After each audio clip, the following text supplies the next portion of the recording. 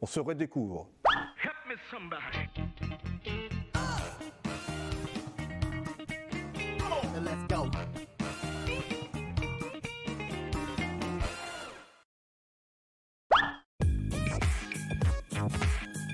En fait, tout ça, c'est lié à la construction de l'équipe innovation en 2015 chez Intech, où l'idée, en fait, c'était de pouvoir consolider toute notre expertise technologique. Nous avons à cœur d'identifier des sujets, soit en collaboration avec des ONG, soit avec des organismes comme Sherit, des projets dont la seule vocation d'ailleurs est une vocation de type RSE, responsabilité sociale des entreprises, et nous investissons sur ces projets-là, en collaboration avec nos partenaires. On a réfléchi aux acteurs avec lesquels on pouvait travailler pour expérimenter technologiquement. Nous, on recrute des gens qui sont assez jeunes en général.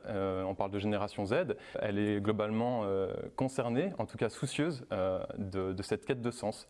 Lier, rassembler en fin de compte, en fait, ce que nous on sait faire, qui est un peu notre cœur, notre ADN, notre passion, avec des projets qui sont humains, on avait gagné, quoi.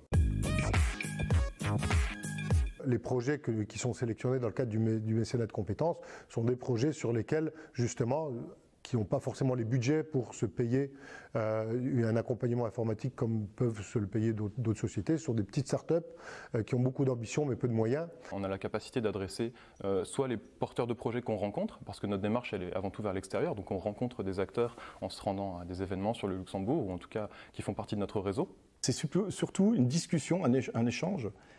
Et sur les premiers contacts, c'est là qu'on va, comme un peu un mariage, qu'on rencontre une fille ou un garçon, bref, c'est là qu'on va dire, on peut continuer, on sent un truc. On peut avoir des affinités particulières avec des projets et se dire qu'on va s'impliquer parce que c'est particulièrement parlant pour nous, parce que c'est particulièrement valorisant pour l'entreprise et pour les collaborateurs. Nous sommes sur des domaines où la créativité est primordiale et plus on structure, plus on va brider la créativité. Donc en réalité, les choses se font beaucoup plus au feeling, comment le courant passe entre les personnes et les porteurs de projets. On sait qu'il y a une valeur ajoutée qu'ils vont être capables de proposer. Ils ont une certaine conscience de ce qu'est un projet technologique et donc il ne va pas y avoir trop d'éducation à faire sur vraiment la mise en œuvre du projet en lui-même. Donc c'est vraiment la combinaison des personnes, du sujet et puis aussi de la valeur ajoutée d'Intech et du Luxembourg pour accompagner ce projet. We are not open of war, c'est le premier projet sur lequel on a été impliqué, qui soit vraiment un projet sociétal, qui fasse partie de l'économie sociale et solidaire. Et finalement, on ne se rendait pas compte au moment où on a commencé à travailler sur ce projet que c'était le projet archétypal de ce sur quoi on voudrait travailler par la suite. Parce que c'était un projet qui était naissant, c'était vraiment une idée initialement, c'était technologiquement un champ absolument vierge, on pouvait proposer des choses.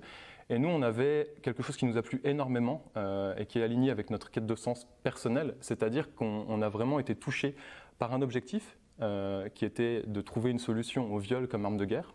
Travailler sur le viol comme arme de guerre, déjà, moi personnellement je ne savais pas en fait qu'on pouvait considérer ça. Donc il y a le sujet original, il y avait l'ambition de Céline d'utiliser la technologie, ce qui n'est pas évident non plus pour adresser ces objectifs. Et puis il y avait également le positionnement du Luxembourg en termes d'endroits où les données sont traitées avec une privacy particulièrement aguerrie et où on sait qu'à partir du moment où les données sont stockées au Luxembourg, d'une part elles sont bien protégées, elles sont dans des data centers qui ont le plus haut niveau de certification qu'on peut rencontrer et avec un environnement réglementaire qui empêche n'importe qui et même quasiment tout le monde d'accéder à ces données à partir du moment où on ne veut pas. L'intérêt principal, c'est que ça donne beaucoup de liberté. Pour moi, c'est simplement des humains, de rencontres d'humains avec des compétences. Et bien sûr, quand on travaille en réseau, on est beaucoup plus fort. Parce que finalement, c'est aussi ça la vie d'une entreprise. C'est des rencontres, des échanges avec des personnes. Et ça a beaucoup de valeur également.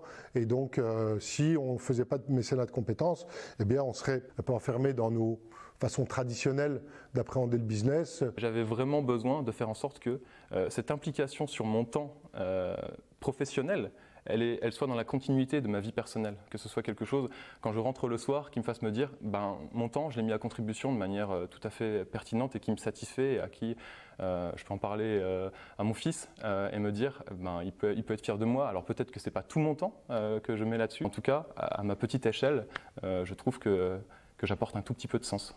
Help me somebody.